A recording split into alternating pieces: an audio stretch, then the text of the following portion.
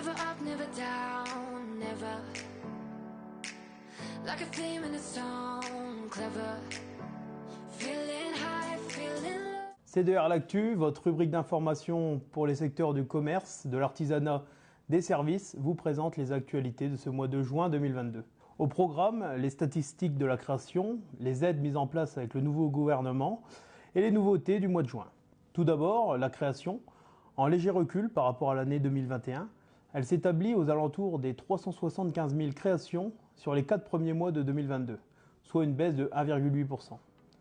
Ce sont les activités liées au commerce qui sont le plus impactées, avec une baisse moyenne de 11% de création par rapport à 2021. Des activités ciblées, comme le transport et l'entreposage, atteignent une baisse de création de moins 45%. Le commerce de détail ou encore la restauration enregistrent une baisse de moins 25%. Les activités du BTP sont quant à elles en hausse, de 5,8% sur 2022. On retrouve aussi les métiers de l'industrie et les activités de services qui sont en hausse de 1,1%.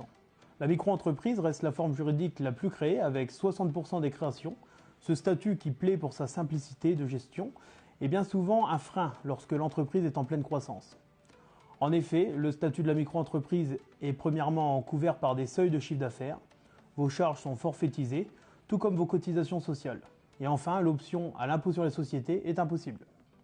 L'inflation, quant à elle, en mai, elle continue sa progression avec une hausse de 5,2% en un an, après plus 4,8% le mois précédent.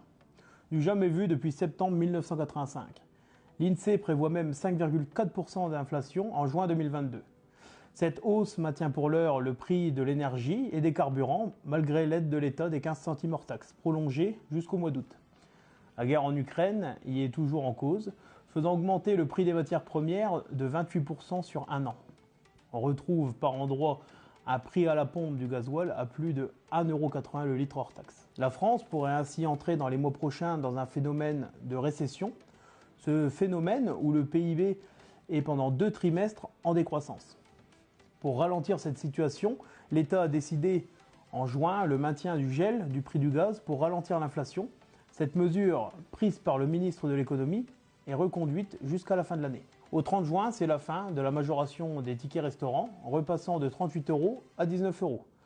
Le relèvement du plafond avait été l'une des mesures prises par Bercy pour soutenir le secteur de la restauration.